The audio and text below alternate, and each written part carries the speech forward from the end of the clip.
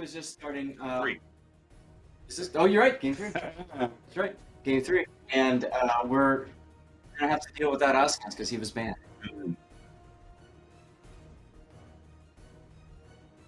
All right, here we go, ladies and gentlemen. Let's get into Game 3 here of this North American quarterfinals match here in for the Warships Spring Championship. Zaf, talk to me about the Buenos Noches lineup as we spawn into Crash Zone Alpha. Well, Buenos Noches has decided to go with a more standard... More standard-ish? We'll go with standard-ish. Standard-ish. Because they still have 2 Harugumos. They still have 2 Yu Yangs. For battleships, they still have a Kremlin. And this time they decided, let's just add a Schlieffen instead. And then they've got their 2 Napolis and a Daring rounds them out for Destroyer. How curious. What do we got for QQ7? All right, QQ7 in the south spawn here, bringing a Schlieffen of their own and a Kremlin. Seems like both teams had similar thoughts there. In fact, Polarberg hasn't even left the spawn yet. I'm wondering if he's present or disconnected. I'm not sure what's going on there. Sure, we'll find out soon enough. Cruisers got Des Moines, Plymouth, and Napoli, and 4 destroyers of their own, Gearing, Double Daring, and Special K once again in the Shimakaze. Now, Polar just started moving, by the way. there we go. Now, I'm betting on a map this small, Zaf. I'm betting Special K is running 12-kilometer torps. Yes, he is running 12s, and they were both running 12s last game. We saw what they were able to do with those 12s. Oh, nasty. So Very nasty. I think they've decided, yeah, we like these torpedoes. Both teams sending a Daring to B, as we're looking at an all destroyer push to A from Buenos Noches. This is double Harugumo and Yu Yang. I think, Zaf, is not as near as I can guess. The intent here is to kind of mimic what they did with the Napoli Venezia setup. Use the Yang, try to assassinate one opposing destroyer, and then GTFO. That's all I can think of. Yeah, I mean that's a very, very strong possibility here.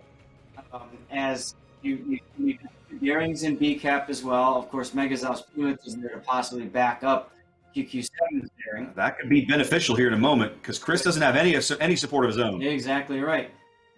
But the big question is, can Buenos Noches pull off that assassination you were just describing with basically 4 ships over there at A? I don't know. Well, playing a bit of a long game here. They're taking a very long deployment with the double Napolis and the Schlieffen all the way up to the A line, the northern side of this C cap. We've seen teams make this play before. Yep. We've seen it work on Crash Zone Alpha. We've also seen it executed, I'd say mis-executed, and not work out for everybody. So it's all in the execution here, how they pull that off. And we're still probably a couple minutes away from seeing how that develops. So speaking of execution, really Somebody nice took job. a torp. Yeah. Don Pato took a torpedo in the Harugumo down south. But I was just going to comment, Megas now popping the radar on Chris, smoking, to try to push him off. Chris doing a nice job of being ready for it, just being on the island, and essentially wasting Megazov's radar, aside from along the depth. I was going to say, the radar does buy them the cap control, so obviously there's some value attached to that. 4 minutes in, as QQ7 has picked up solid control of B, they had controlled C, but it's contested now. Nab flipping it back the other way, as it looks like they may pick up A. We'll have to see here. They do manage to push Somalia's Gearing off the cap with Augur's radar. Right, now, Verm is detected. His radar is, his hydro is up, and his radar is up. Yeah, his radar's up now. Augur's definitely radared in here. Yep. Oh no, he's turning broadside of these torpedoes again.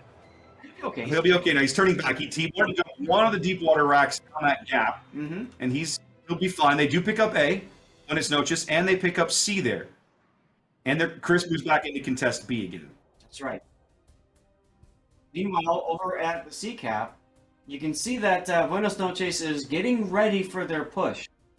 They're going to shove all 3 of these ships, Schlieffen, Napoli, basically the secondary hurt cloud, and they're just going to shove them straight down the 910 line. They are, and there's pretty much nothing that QQ7 can do to stop it. They've only got 2 ships tapped at all. That's Special K Shima and Mavericks Napoli, and Chris. and so they're basically just going to bend, right? The idea is they're going to get ground, but the Schlieffen is about to take off. Oh, they ran out of range. I was going to say those torpedoes looked really good on the lead, but they don't have the range the 12-kilometer torpedo is definitely coming into play right there. Yeah, looking back at A, Jason just barely dodges another Shimakaze. No, this was a gearing. Those are gearing torpedoes, yep. All the torpedoes hunting for the destroyer trio here at A. They grab A, but they're going to relinquish it very quickly because, well, it's just, I mean, Buenos Noches simply doesn't have the board stabling, the board presence at A to hold that cap for very long. I feel like at this point, you need to give up on that strategy and maybe go support Chris or something, and then just try to, you know, make something happen someplace else. Well, we're 6 minutes in, and the push now along the top of the map is starting. The Napoles and the Schlieffen now making their turn. Yes.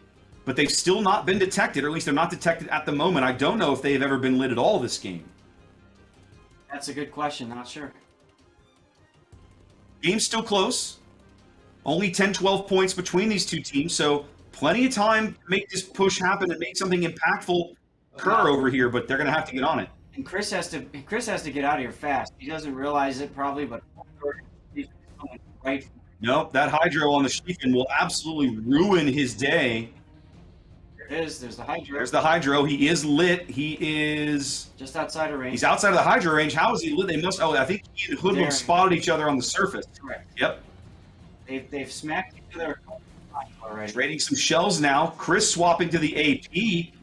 And out trading Hoodlum a little bit right Kremlin there. Shells coming in. Yeah, there comes a Kremlin salvo. The Kremlin had backed up to help as well.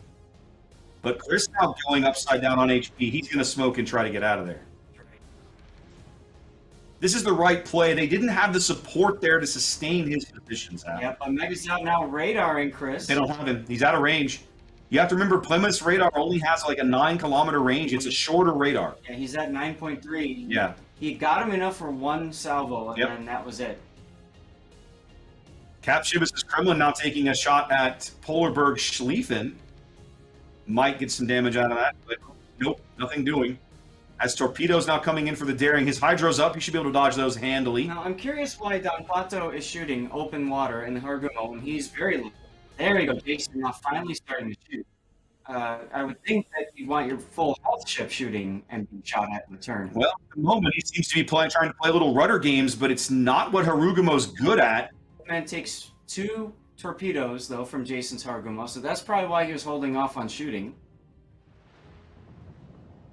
So not bad for torpedo salvo there, but these 3 destroyers, I mean, they kind of have to go. Yeah, BN trading pretty well, but most of the health losses they've sustained have all been in their destroyer core, and they've got one more than the opposing team. Right, here we go. Special K coming into contact with all 4 ships. Will he go the way of the Z-52 on May 1? Well, he is lit now. Both Napoles and all their secondaries chewing away. The Yang radar's got him lit over here on the 10 line. One of the Napoli salvos coming in. That's Jaime in the cap. Yep. K's trying to slow down and smoke a bit, trying to break some of this contact. Doing a nice job of dodging. He is. He's only taking about 5,000 points, maybe 6,000 points of damage. He is dark again. Napoli shells come in, take a few more thousand, but he actually did pretty well there. He did. Remember, Napoles don't have hydro. The Schlieffen does, though. Yep.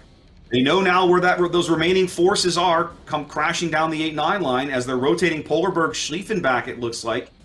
Yep. Or maybe not. He's just kind of lingering here between the A and the B cap. They are bringing Somalia's gearing back. Well, and K, of course, just hits full W and engine boost as soon as he realizes he's out of the radar, because he knows that he can't stay around there. Nope. Not with all those ships crashing down on him. Can't sustain that at all. Nope. Now there's a bit of a fight going on in B again. Yep. But now that radar that Megazal kind of wasted earlier, biting him in the butt a bit, they're not able to radar Chris, and they're putting on the range anyway. No. Just realized how to check it, but yeah. But still, I kind of feel like these kiting destroyers for Buenos Noches, they have to get their presence someplace, and I mean, I'm not sure. Halfway mark of the game, and we are now a north-south fight. Both teams roughly oriented in 2 lines, east to west across the middle of the map. As Buenos Noches' push down the 10 line continues. Schlieffen, that's Rainmaker, is actually retreating and running back to the north. I'm not sure what that's about, Zath.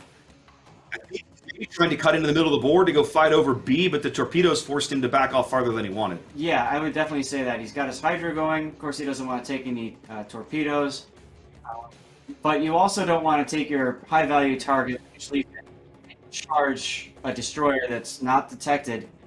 Somebody like A is good enough to not let himself be detected right from that tripwire radar from the Yu Yang. Indeed. So, Chris continuing to play a very dangerous game, trying to contest B versus Megazal's Plymouth radar.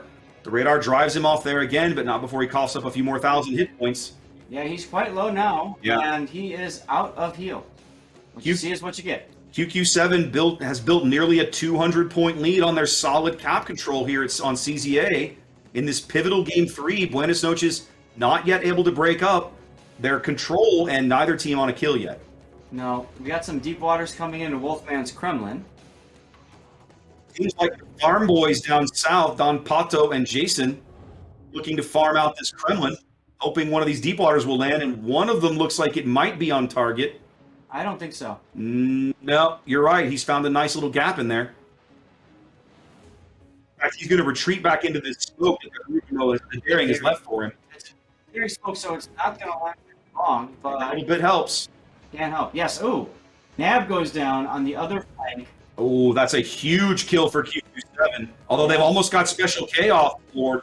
On 55 health is K. He cannot afford to get spotted for any reason. A secondary shell, gray one, could knock him out. Firing. He knows how low he is. QQ7 now 70 seconds from a win here in Game 3. Up a ship, up on taps. Buenos Noches desperately needing to get this into a cap or bag a kill.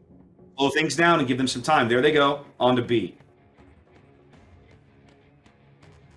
Now this Napoli is about to get cross-torp. That's Manco over on the 8 line. There's just too many torpedoes coming in. I cannot imagine a world where he can dodge all of them. Looks like he's going to take at least one gearing torpedo. Wow, He ended up blundering. He ended up taking 2 gearings and a Shimakaze torpedo. And he's turned into possibly the next salvo. He might have turned into the Napoli torpedoes as he's burning and flooding. He's healing. He's trying to heal through the... He's trying to heal through it. It's 40 seconds until his DCP's... He's not going to survive that. There's no way. His heel's going to quit here shortly. Look at Rainmaker, by the way, coming into B now, trying to break up that group by Megazao. Well, and BN does flip the B cap. That gives them a little more breathing room. But again, we're still 70 seconds here from a win. Manco's lit now on 6,000 hit points. Yeah. If QQ7 can bag that kill, that should end the game. Still flooding, if I recall. Yep. Schlieffen Shells, Pole from Polarberg now looking for that kill. Maverick's Napoli Shells looking for it. Maverick lands some. Polarberg 4,000. Polarberg also getting low. Buenos Noches feels like they took maybe a little too long to get this organized. 40 seconds on the timer. Rainmaker driving it. No, he's pulling up on the torpedoes. He'll be okay there on the south end of B. Manco's going to go down right here. Manco goes. That's the game. There it is. Give up wow, nothing. just a textbook game victory you see there for QQ7. No ships lost. Well played to both teams. But QQ will be moving on to the top 4 as Buenos Noches will fall down to the losers bracket. That's right. Very strong game by both teams, but I mean, you saw the ability of QQ7 to not fall into Buenos Noches' traps. Yeah. There were several traps that they tried to set for specifically QQ7's destroyers, and in both cases, I mean, they pulled away. K with 55 hit points. 55 hit points for K at the end. Still manages to not die. Unbelievable. 54 more than he needed. 54 more than he needed. An amazing series from both of these teams. That was a pleasure casting that. I really enjoyed that. Yeah. So we will be. I think the losers bracket is next on the schedule. I'm not sure what we'll be showing. So give us a few minutes to get organized. In the meantime, let's send you guys back to the studio and see what Boggsy and his Sconce thought of that particular match.